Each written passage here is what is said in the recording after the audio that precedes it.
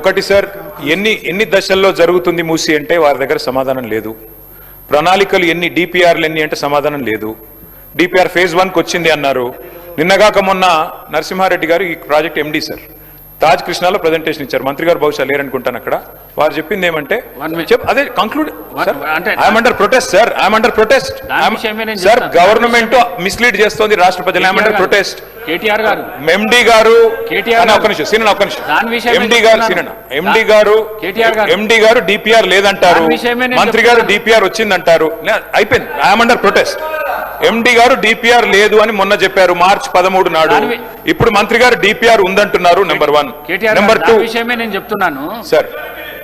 ప్రభుత్వము power point presentation Taj కృష్ణాలు ఇచ్చినప్పుడు 15వ తారీఖు సాయంత్రం ఇచ్చినప్పుడు మమ్మల్ని కూడా ఆహ్వానించారు. నన్ను మరి శాసన మండలి చైర్మన్ గుత్తా సుఖేందర్ రెడ్డి గారిని ఆహ్వానించినాము, మిమ్మల్ని కూడా ఆహ్వానించారు. Yes sir. కానీ మీరు హాజరు కాలేరు. Yes sir. మేము 5 స్టార్ హోటళ్ల ప్రెజెంటేషన్ లో మూసీ తీరంలో పెట్టాలని మేము అనుకున్నాం సార్. ప్రజలతో పెట్టాలి, బాధితులతో పెట్టాలి. 5 స్టార్ హోటల్ ఏంది పెట్టేదని మేము అనుకున్నాం సార్. అది తేడా. అధ్యక్ష, మూసీని మురికి కూపంగా మార్చిందే కాంగ్రెస్ పార్టీ అధ్యక్ష. నెంబర్ 1. రెండోది అధ్యక్ష,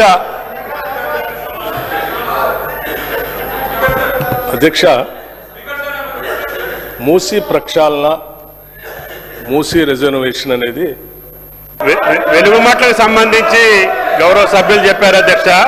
దాని మీద వాళ్ళకి ధైర్యం ఉంటే, వాళ్ళకి మనసు ఉంటే వెలుగుమట్ల మీద డిస్కషన్కి ఈ సభ సిద్ధంగా ఉంది అధ్యక్ష. ప్రభుత్వం సిద్ధంగా ఉంది. గౌరవ సభ్యులకి మనం చేస్తున్న వెలుగుమట్ల మీద డీటెయిల్ డిస్కషన్ కూడా రాష్ట్ర ప్రభుత్వం సిద్ధంగా ఉంది. గౌరవ కేటీఆర్ గారు ఆ యొక్క విషయాలన్నీ తెలిస్తే వాళ్ళు సభలో కూర్చోవడానికి కూడా సిగ్గుపడాల్సిన పరిస్థితి వస్తుంది అధ్యక్ష. Question number 1747 legislative minister LA minister గారు. Question number 1747. సార్ అధ్యక్ష, ఈరోజు మరి టిఆర్ఎస్కు సంబంధించిన శాసనసభ్యుల వైఖరి ఏ విధంగా ఉందంటే, ఓ బుడిద జల్లేసి తుర్చుకో, ప్రజలకు సంబంధించిన సంక్షేమం మాకు అవసరం లేదు, దాని విషయంలో మేము మాట్లాడితే నిజాలు చెప్పలేము, సత్యదూరమైన మాటలు మాట్లాడొస్తుందని వారి ఆలోచన, వారి దృక్పథం స్పష్టంగా కనబడేది అధ్యక్ష.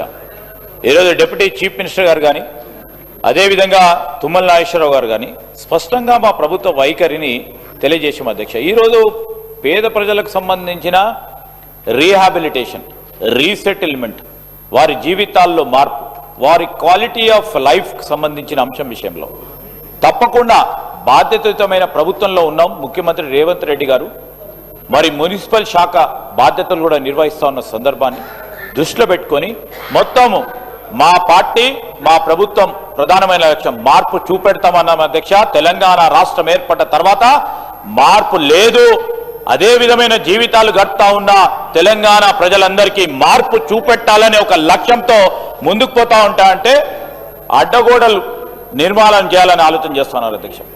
ఇప్పటికైనా వైఖరి మార్చుకోండి. ఈరోజు ఈ విధంగా మీరు సత్యదూరమైన మాటలు మాట్లాడి ప్రభుత్వంపై అబండాలేసి, అసలు ప్రాజెక్టు రిపోర్టుకు సంబంధించి నరసింహారెడ్డి గారు ఎండి గారు ఆ రోజు ప్రజెంటేషన్లో ఇది డిపిఆర్ వచ్చిందని స్పష్టంగా చెప్పిండ్రు. అది లైవ్ టెలివిజన్ అధ్యక్ష. దాన్ని కూడా సత్యదూరంగా మాట్లాడటం ఒక సీనియర్ శాసనసభ్యుల సరికాదు. రెండవది అధ్యక్ష, 1,50,000 కోట్ల ఏమని అంటే 1,50,000 కోట్ల అధ్యక్ష. ఈరోజు మేము స్పష్టంగా చెప్తా ఉన్నాము, ఇవాళ కాకుండా రేపు మేము పారదర్శకంగా ముందుకు పోవాలనుకుంటున్నాం. 6,500 నుంచి 7,000 కోట్ల రూపాయల వరకు మొదటి దశకు సంబంధించిన డిపిఆర్ వచ్చిందంటే మళ్ళా 1,50,000 కోట్లు ఒక పర్స్పెక్టివ్ తీసుకుపోవాలన్న ఆలోచన వారు చేసిందని అందరు చేస్తారని అనుకోవటం సరికాదు. రెండవది, ఈరోజు జంట నగరాలకు సంబంధించిన ప్రధానమైన సమస్య అధ్యక్ష. మేము ఓపెన్గా చెప్పాం, డిస్కషన్ చేస్తాము రండి, షార్ట్ డిస్కషన్ చేపడతామని చెప్పామని అధ్యక్ష. అయినా కానీ ఈరోజు షార్ట్ డిస్కషన్ మేము రాం అన్నట్టు వారి వైఖరి కనబడతా ఉంది. ఈరోజు మూసీ నది ప్రక్షాళనే విషయంలో వారికి చిత్తశుద్ధి లేదు. మూసీ నది ఇరువైపులు ఉంటున్న ప్రజానికానికి, మరి చిట్ట చివర ఉన్న నల్గొండ జిల్లా వాసులందరికీ శుద్ధమైన నీరు కానీ శుద్ధమైన గాలిని అందించడానికి మేము సహకరించము, మా ఆలోచన ఇదే విధంగా ఉంటుందని స్పష్టంగా వారు చెప్పి వారు బయటికి వెళ్ళారు. ఇప్పటికైనా వారిలో మార్పు రావాలని మేము కోరుతా ఉన్నాం మీ ద్వారా. అదేవిధంగా అధ్యక్ష, మీరు మరి నాకు డెలిగేట్ చేసిన అంశం విషయంలో గౌరవ ముఖ్యమంత్రి గారి తరఫున ఈరోజు 1747 ప్రశ్నకు సంబంధించి మొదటి ప్రశ్నకు సమాధానం లేదండి, రెండో ప్రశ్నకు సమాధానం ఈ ప్రశ్న ఉత్పన్నం కాదు, మూడో ప్రశ్నకు సమాధానం ఈ ప్రశ్నకు ఉత్పన్నం కాదు, డి ప్రశ్నకు సమాధానం ప్రశ్నకు మరి ఉత్పన్నం కాదు.